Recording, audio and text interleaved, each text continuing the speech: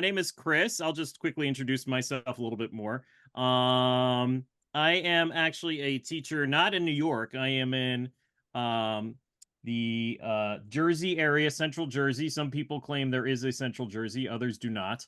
But whether you think of it as central or not, kind of near the Princeton area, Princeton Trenton area, somewhere in that range. Um, I teach biology and biotechnology at Montgomery High School. This is my 19th year teaching biology there. And like Yadna said, I started to lead workshops for STEM Teachers NYC by night, um, in between the different classes and things like that. So I'm really excited to be here and to kind of walk through some of this new NGSS stuff that is coming down the pike, including the new labs with you guys. Today, my tentative thoughts for this was to um, look a little bit at kind of NGSS. I didn't want to assume where people were at in terms of their understanding of what NGSS is and how it's different and things like that from like sort of the traditional New York State lab curriculums. So my tentative thoughts were sort of to look at a little bit at a brief history of NGSS and sort of what it was created and how it's a little bit different from sort of the traditional standards that you were working with prior. Um, Look a little bit at sort of three-dimensional lesson plans. So by three-dimensional, that is a term that's used as part of NGSS and the New York State learning standards. Um, and just as a side note, the New York State learning standards are almost identical to NGSS. So I'm kind of using those two interchangeably, but they're really the same when it comes down to it. Um, and then starting to look at those labs that we definitely, I heard a couple people say it's overwhelming, it's big. Let's, in a group collaboratively, let's see if we can break some of those down into some smaller pieces and try and fit those to within curricula. I'll start with just a really brief history. This is going to be a very teeny tiny history of NGSS. So NGSS was it grew out of the nation's report card, if you've heard of that. So there was a number of assessments done with students in the early 2000s. And what they found was that students needed some help in some certain areas. And so there were certain groups like the National Science Teachers Association, which I know a lot of people belong to, myself included. There's also the American Academy for the Advancement of Science, um, as well as a number of other organizations and states that actually came together and start to put together a curriculum. Not I. That's actually I should backtrack a little bit. Not a curriculum, but standards that are trying to address some of those gaps that the nation's report card actually showed that students had within various states and schools. And so what they did was they came up with this big structure called the Next Generation Science Standards, with the intent that these standards are going to be used kind of across the board in different states. New Jersey was an early adopter of them, which is how I think we kind of ended up sort of 10 years ahead of New York. New York, I believe, was an early adopter, but then they sort of kept postponing it back. Um, its implementation kind of got postponed a bunch of times, and then COVID happened, and then it got postponed again, and now it's finally starting to be implemented as well. Um, so whether you look at the Next Generation Science Standards or the New York State Learning Standards, they are almost identical. There's a couple little differences, but they are almost identical with each other. Um, and so really the idea behind them was to create science literate students. Right? That was the whole thing. And I see Ruth, you're kind of nodding your head. We talked a lot about literacy in the summer. So those that were in the workshop over the summer, literacy was a big topic of conversation. And so as you start to kind of look at the labs, I think some of the things that you'll see in those labs are similar in that they are hitting at those literacy pieces. Um, and not just reading literacy, but also image literacy, looking at images and diagrams and seeing how things move and arrows and interpreting all these different diagrams and stuff. That's really what the idea is behind that literacy piece. Comes to the 3D learning, uh, New York State and NGSS have this model of learning as being three-dimensional. And the three dimensions that they're talking about are the DCIs, which stand for disciplinary core ideas. That's the orange box. Can you guys see my mouse or no? A little bit? Yeah. So that's on the top right. Okay. So that's like the traditional stuff, what you would see in any sort of like the content. These are your content expectations. So when we're going into biology, when we're going into life science, this is the stuff that they need to know. Um, there are the second dimension that they're talking about are the practices. Sometimes they're called SEPs. So SEPs, um, which stands for the science and engineering practices. That's what SEP is referring to. And so these are skills, right? If you're looking in this box, these are skills like asking questions and collecting and analyzing data and applying knowledge to engineer solutions, that sort of thing. These are skills that students can do at the end of this. And then the third dimension are the cross-cutting concepts. Sometimes they're abbreviated as CCCs. And so these are the cross-cutting concepts are the ideas that can cross multiple disciplines and multiple units. Now that we have this sort of like NGSS framework, I think the labs will make a little bit more sense in terms of what they're where they're coming from the pedagogy perspective. And that's really the important piece is the pedagogical part. So there are three labs that New York State has been implementing here. So the first one is called the Balancing Act. The second one is called For the Birds. And the third one is the Mysteries of Lactose Intolerance. So all three of these labs kind of fall into different components. So for the Balancing Act, this one is primarily about homeostasis and feedback. And so what students will do is they have a couple different steps. The first step is looking at um, uh, these passages where we're looking at certain information about blood glucose levels and then how your hands feel cold, which is talking about this. And then students actually end up planning an experiment using buckets of ice and thermometers, and they have to put their hands in the ice and do that particular measure the temperature differences, as well as including an experimental plan with independent variables and dependent variables and stuff like that, as well as do some constraints. So in this first lab, the students are really designing the experiment. That's one big piece for this one. They're coming up with the actual experimental design and some of the independent and dependent variables. Okay. And then after they do this experiment where they put their hand in ice water, warm water to see what happens to the temperature of your hands as you put them in the water, and then you take them out and they're measuring the temperatures with it. They have some questions to go along with it. For the lactose, mystery of the lactose tolerance.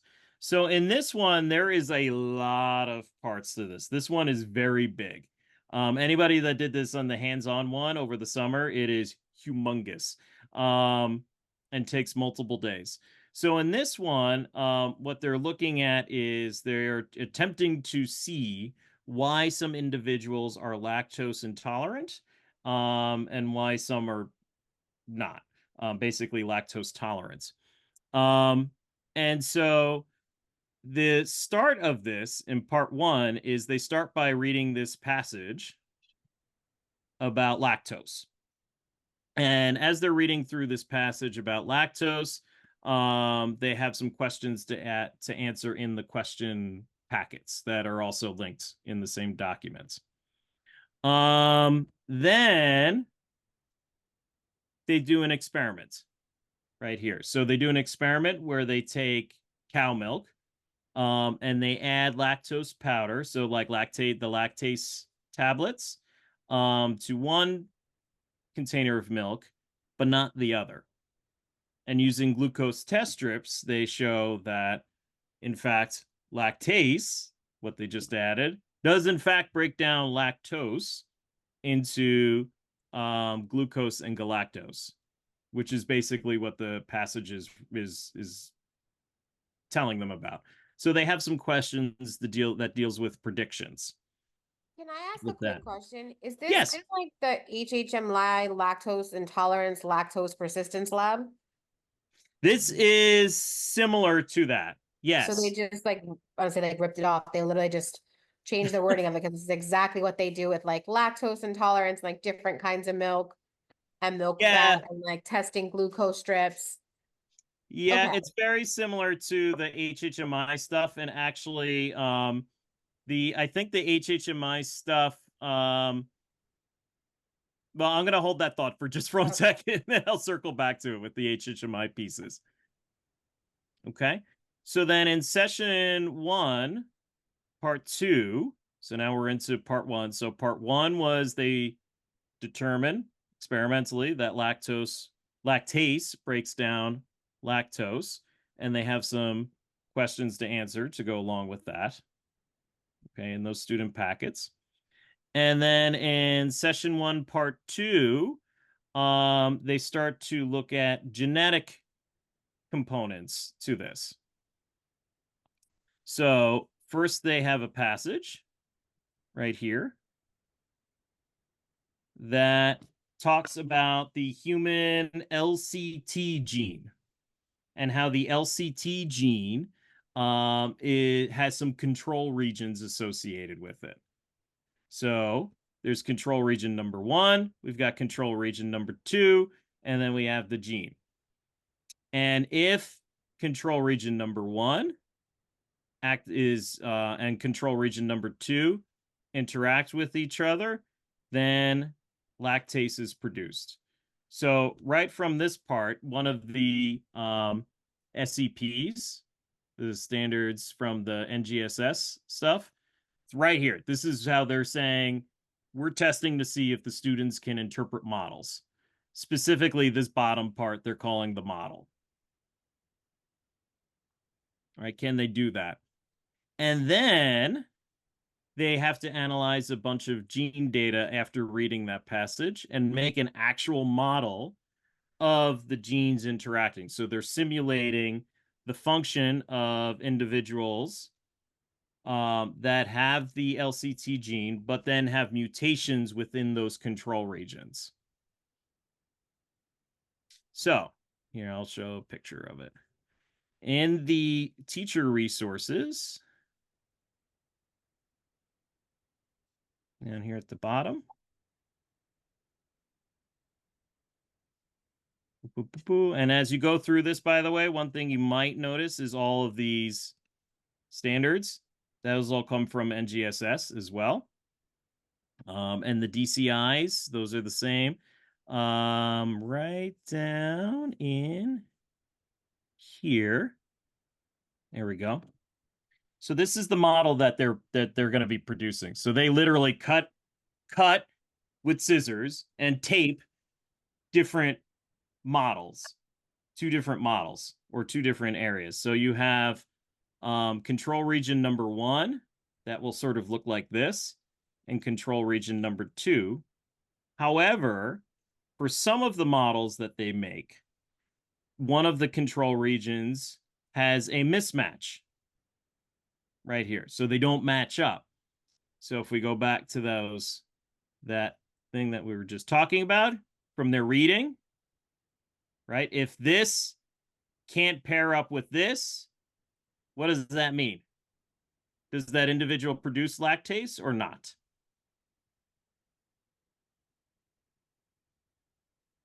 I see some people shaking their heads. Maybe. I see some scrunchy faces. What do we think? So the person is lactose intolerant then? So then the person is lactose intolerant. Yep. So then that person is lactose intolerant. So they're trying to get the students to Come to that show, conclusion. right, exactly. Then there's another set of these specifically for ones where the bases do match. So instead of having this mismatch here, they'll make a second one. They didn't take a picture of it. Okay.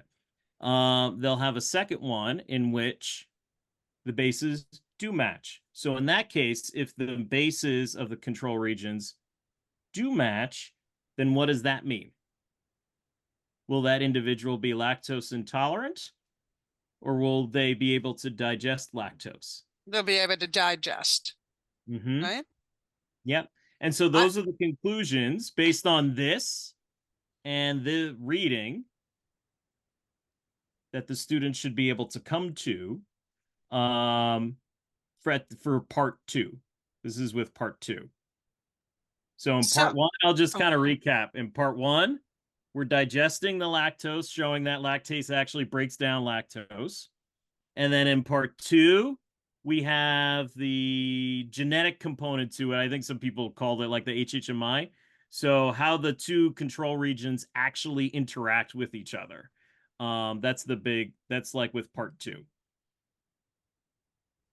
The third part, there's part three here, which is the um sort of the allele, the genetic, the evolutionary component to this lab. So kids, what they'll do is they first have this passage again. So we've got a passage of reading, we've got some nomadic versus agricultural populations.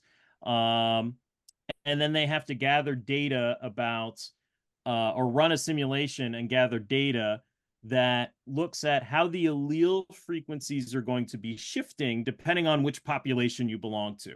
So whether you're the nomadic population or the agricultural population. And so this the kids, and it's really hard to explain on Zoom, so that's why the in-person thing this year will be, I think, helpful. But the what the students will do is they literally have cards with either a capital L or a lowercase l on them, and they simulate exchanging alleles by reproducing. So if you've ever done anything kind of like that with Hardy Weinberg equilibrium or any sort of like simulation that involves exchanging alleles in a population, this is sort of similar to that. So students have these cards, they find another person. So let's say, all right, I'm just gonna pick somebody, Ruth. All right, we're gonna have offspring. I exchanged cards with Ruth. Ruth exchanged cards with me, and then that's what we end up getting with the that's what the offspring would be. And so they track over multiple generations how those allele frequencies in the entire class shift, not just between the individuals. So it touches on a lot of different concepts with this. And then uh, they do it again with an environmental pressure. So whether or not you can digest lactose or not, they run it both times, both with two different environmental pressures. Either you die if you can't digest milk, or you live if you can digest milk, is the environmental pressure. So without an environmental pressure, everybody usually ends up being either lactose tolerant or lactose intolerant. Doesn't matter. But with an environmental pressure, the data skews towards being lactose tolerant instead. And so, depending on what population you are, they make some predictions about which population they think is going to be more lactose tolerant or more lactose intolerant.